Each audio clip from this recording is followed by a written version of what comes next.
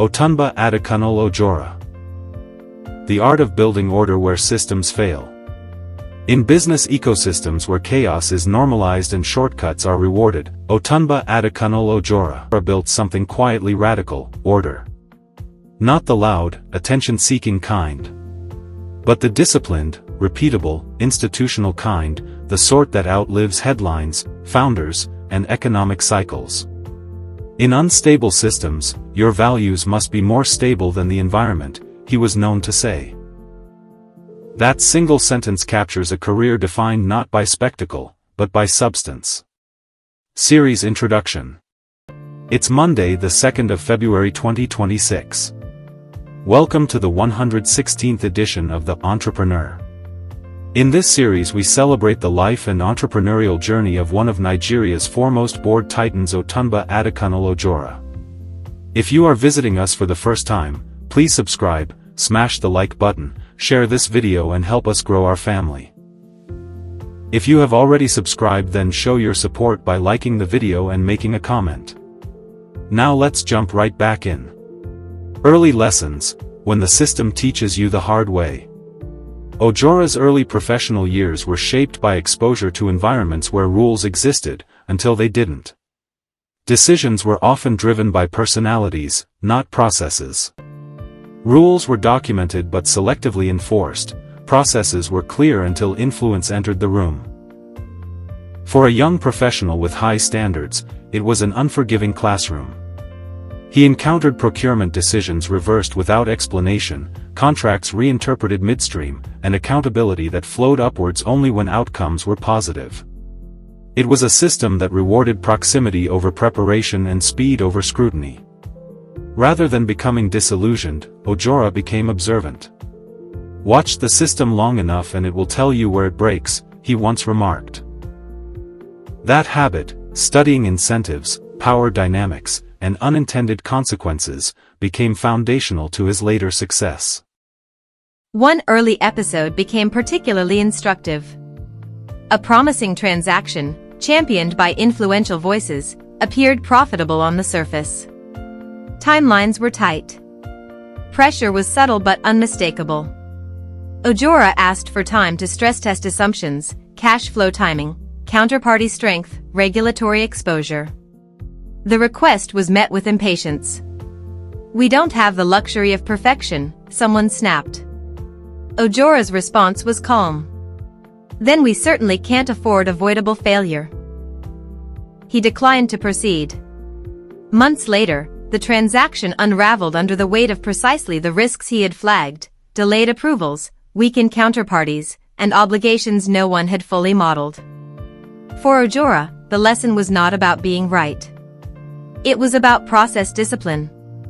That moment hardened a principle he carried forward: never confuse urgency with importance. He also learned something more subtle. Systems rarely fail dramatically. They fail quietly, through small compromises that feel reasonable in isolation. He realized that surviving, and succeeding, within such systems required more than intelligence. It required a personal code strong enough to substitute for missing institutions. When institutions are weak, individuals must become institutions, he later observed. Those early years did not make him cynical.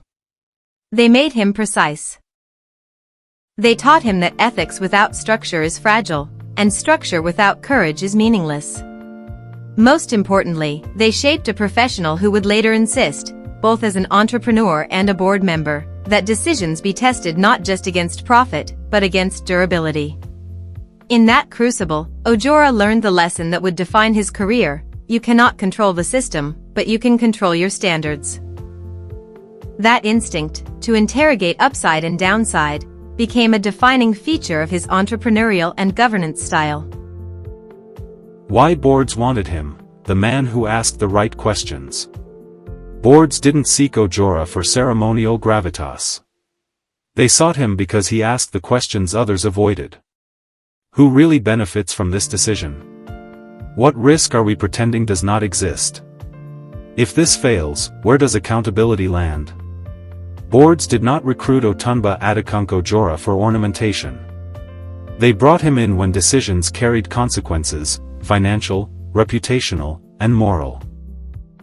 He had a reputation for asking questions that did not perform for the minutes, but protected the institution. While others debated presentations, Ojora interrogated assumptions. While some directors focused on what could be approved, he focused on what could break. A fellow board member once observed, "When he spoke, it was rarely to make a point. It was to expose one." His questions followed a pattern, calm, structured, and disarmingly direct. What problem are we actually solving? What risk are we normalizing because it feels familiar? Who carries the downside if this goes wrong? In one notable board discussion, management proposed an aggressive expansion strategy supported by optimistic projections. The room leaned forward, momentum was building. Ojora waited, then asked a single question. Which of these assumptions survives a bad year? The silence that followed was not awkward, it was clarifying. The proposal was paused, revised, and ultimately strengthened.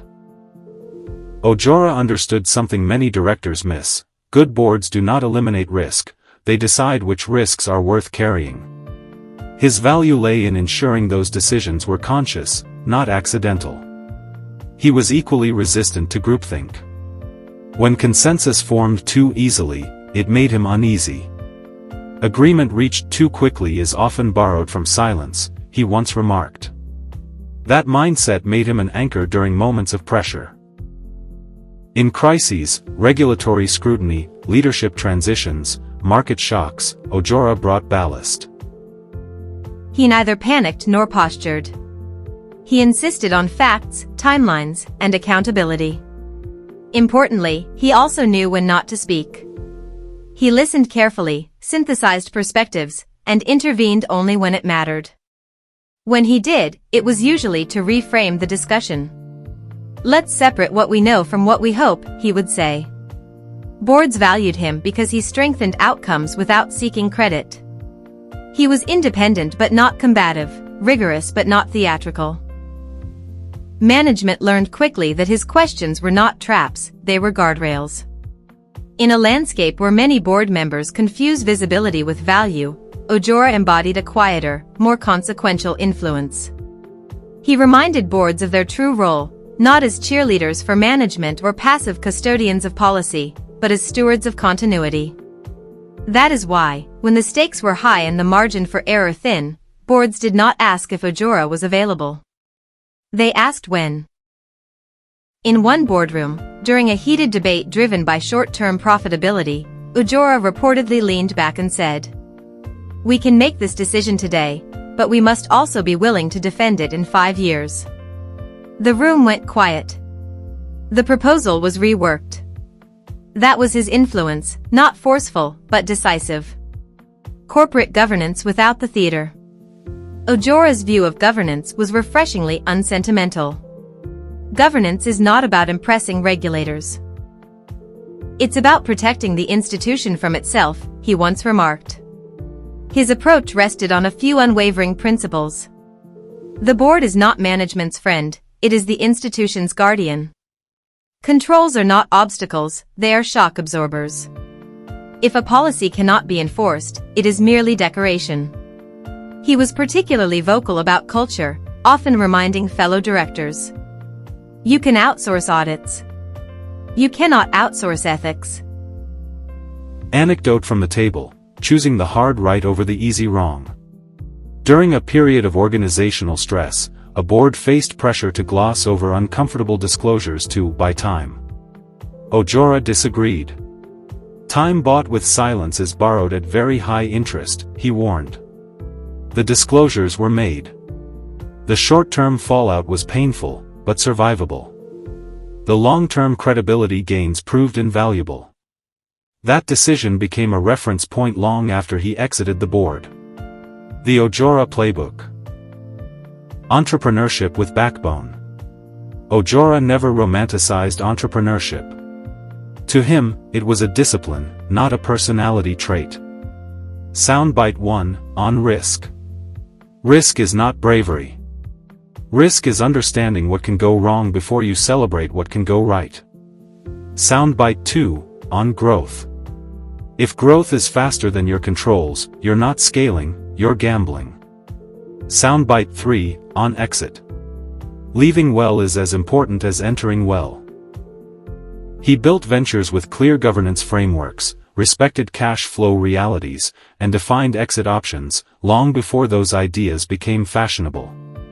Succeeding where the system breaks others. Many professionals fail not because they lack talent, but because the system erodes their standards. Ojora resisted that erosion. A former colleague summed it up neatly. He didn't wait for the system to become ethical. He behaved ethically anyway. He understood that in fragile systems, reputation travels faster than CVs. Consistency beats brilliance. Your word is a currency, spend it carefully. Lessons for young professionals, boardroom wisdom you can use now. You don't need a board seat to apply Ojora's lessons. Lesson 1, govern yourself first. Run your career like a company with a board you respect. Lesson 2, silence is a strategic tool. Not every battle needs commentary. Choose moments that matter. Lesson 3, build portable credibility. Titles expire. Trust doesn't. Lesson 4, learn to say no early. Bad decisions compound faster than good ones. As Ojora often advised younger professionals, your career will not collapse from one missed opportunity, but it can collapse from one compromised principle. Legacy, the power of quiet consistency. Otunba Adekunle Ojora leaves behind no mythology of flamboyance or disruption.